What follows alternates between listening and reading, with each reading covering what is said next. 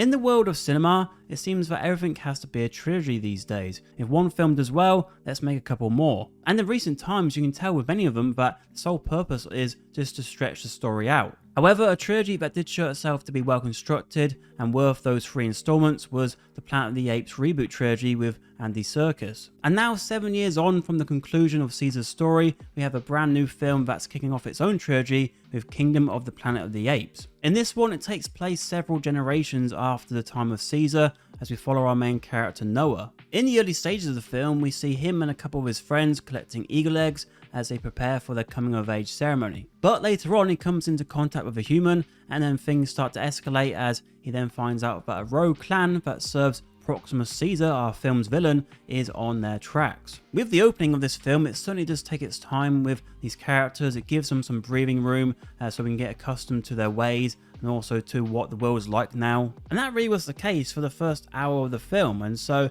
if you're watching this at home in the future, you could easily maybe just think, this isn't really grabbing me straight away. Maybe let's switch over and find something else. And that would be a shame because the film does eventually pick up the pace. But I feel like it does take its time to really set that scene, and that could defer some people. But it is a film that does also boil and then simmer. So we do have these action scenes where it's boiling, but then it then suddenly goes down to a simmer, and so it's quite up and down. Considering how well received the previous trilogy was with Andy Serkis as Caesar, and he was fantastic in that role, it was going to be a difficult task for whoever comes in as that new protagonist. And I feel like with Noah, he does take his time to find his footing, but he does eventually get there. But again, it's in that second half of the film. This first half, it is so much of that setting up, and one way you're sort of asking yourself, what is this film? Why are we doing this?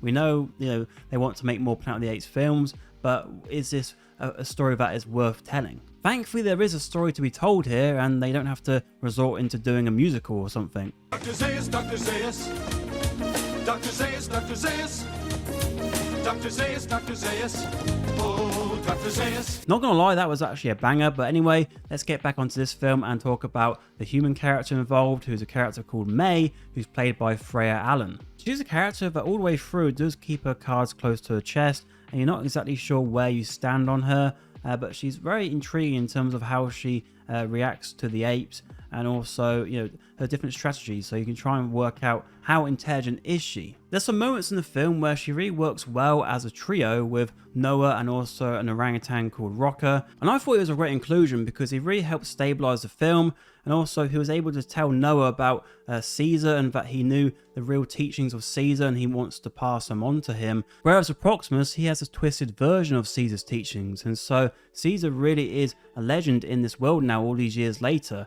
And it's a cool reflection on real life things as well, how misinformation can be spread and things can be taken one way or the other. And just to continue on from that, I think that was a smart move from the film to use the shadow of Caesar to help form the narrative. And I feel like for those, if you never watched the reboot trilogy, you don't have to have watched it to enjoy this film. But I think if you have watched that trilogy, you'll know what Caesar was like and you knew what he stood for. And so you can have that opinion on things which are taking place here. And that helped with that engagement throughout. So I was always engaged with this film, even when there were moments which were a bit more slower paced than others. A real strength of Kingdom of the Planet of the Apes is the characters. Like, you really do start to care for them. And when we do meet Proximus Caesar, he was amazing. As we saw in the trailer, he has this great line. What a wonderful day!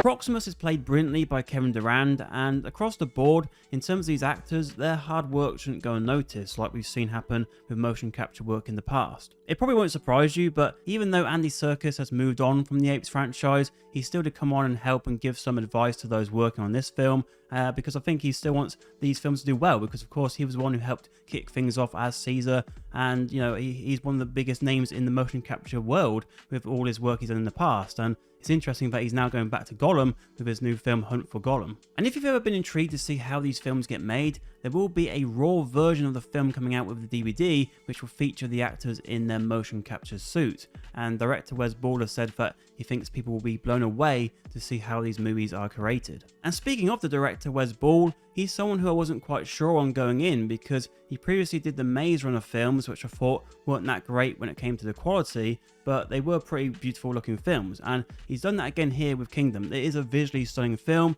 and it really does help you get immersed into the world. So with that, just give me more confidence that with his next film, which will be the live action Legend of Zelda movie, we'll be getting a breathtaking big screen look at Hyrule. But as we saw with films like Avatar 2, visuals can only carry a film so far. Ultimately, the story has to deliver. And this is where I feel like Kingdom comes undone, and that might be the case for the Zelda film as well, where we have Wes Ball doing a great job when it comes to opening out the world, but when it comes to then tightening it up in places, he does struggle a bit. In the Planet of the Apes reboot trilogy, each film worked well as its own thing, and they're all quite different from each other.